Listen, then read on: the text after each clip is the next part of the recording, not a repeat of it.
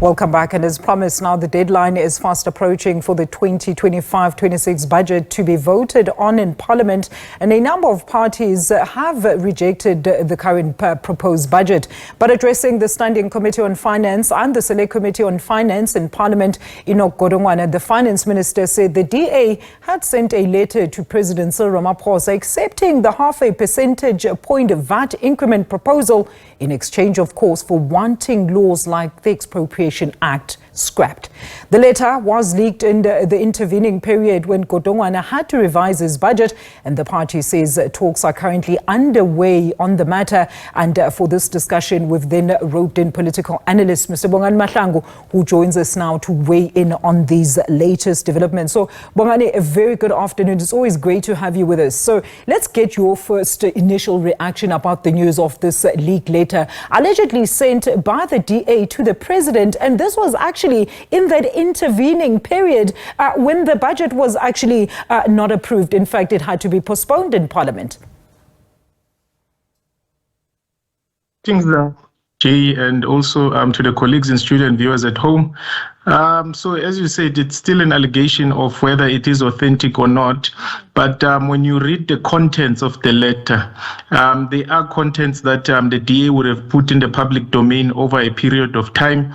I can make an example such as the Expropriation Act with regards to the processes that led to the act being put together, and also section 12 subsection 3 A, B, I think, and C, which speaks about nil compensation. When you look at issues such as the devolution of rail services in the Western Cape, Cape Town in particular, it's something that the DA would have said over some time.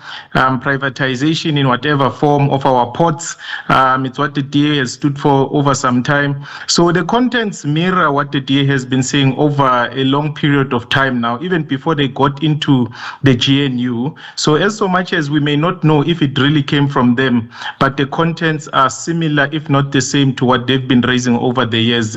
This year included. You'd also remember that when the DA first contested the signing of the Expropriation Act of 2024, they said that they would use the budget in order to get their way. In fact, it was the budget and the medium-term development plan's approval or adoption by cabinet.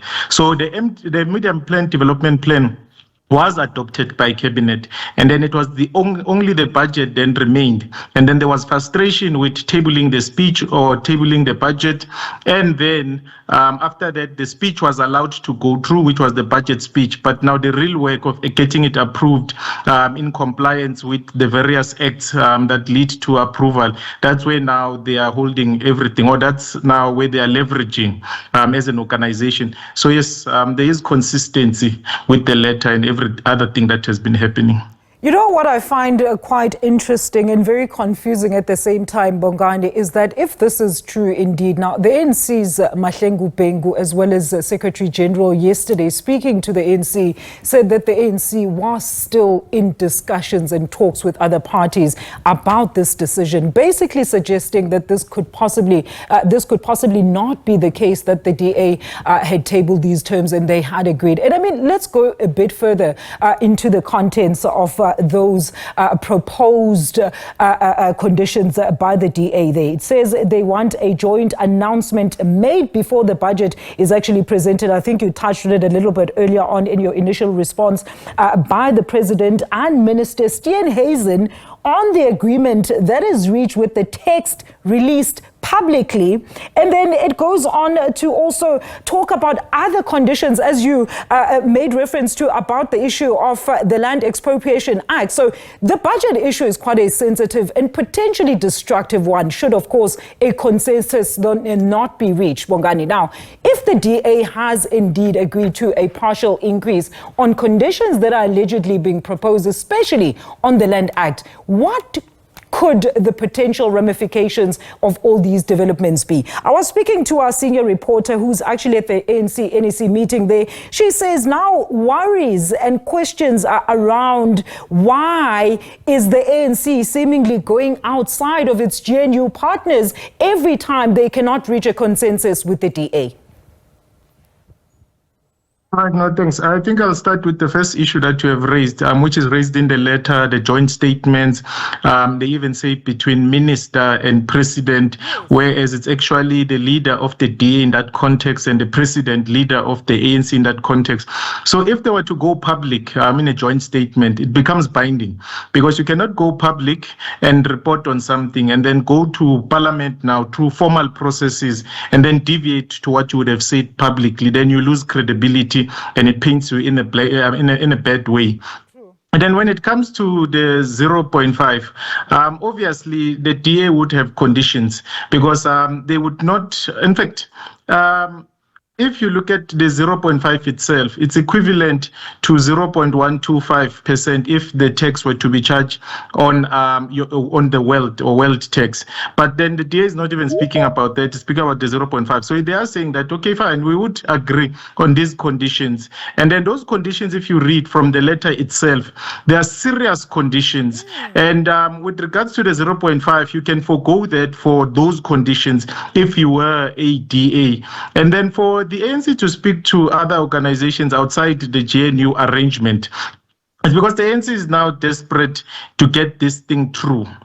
They have to get this thing through. They have to get the budget approved, and they would need support. And the support that they currently have within the GNU, that's excluding the DA, will not assist them to push the buck over the bridge. So they would have to then engage other organizations such as the EFF, such as the MK. But also, even if that were true and they do engage them, they would have also their conditions. And their conditions as well will be very material, meaning they would be very serious, and it would require them to actually think deep in which condition or which one is a lesser devil to go into any deal with.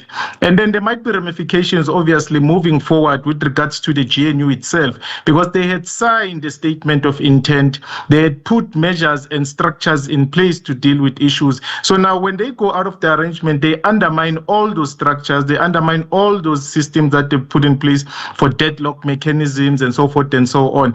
But for the DA itself, I think even if the ANC were to go outside the GNU and be successful in getting the 0.5%, but I would not see the DA moving out of the GNU on the basis that I do not foresee them foregoing their 12 positions, that's the ministers and the deputy ministers, because their campaign for next year is built on those 12 and what those 12 achieved then in office. Whereas a 0.5, it's something that they can deal with later. Remember, there will be an adjustment budget around October, and there will be plenty other budgets as well, because this is the first budget of a 5-year term. So they can deal with those other issues as and when, but the immediate issue right now are the elections, and they've already initiated or started their campaign for next year, and these 12 seats are part of that. A very quick one, Bongani. I mean, you remember when the budget speech was actually postponed. At the end of that media briefing, the minister in the presidency there had made reference to other forces that were potentially at play leading up to the budget speech. Do you think we're going to have a budget speech anytime soon? Remember, the speech has already been presented. What now needs to be adopted is the fiscal framework, so the bills that then actually determine as to what goes where. So now that's where the holdup is. That's why you have your Money Bills Amendment Act, if I've coined it correctly. So it dictates the process as to the public engagements, the portfolio committees, and so forth and so on. And that's where you need your votes. And then you also need the different ministries to come and present their budgets and so forth. They also need to be adopted. So it's a long road.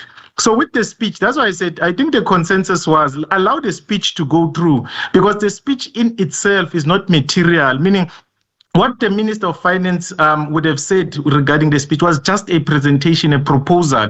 But the proposal has to be accepted or declined or rejected. And that's where the actual problem is. And that's where the DA now is leveraging off to say, we will not get it approved through the processes of Parliament if we do not get our way. All right, Bongani, great input there. Thank you so much for your time. That was political analyst Mr. Bongani Mahlangu on the alleged leak letter revealing DA demands to agree to the budget speech.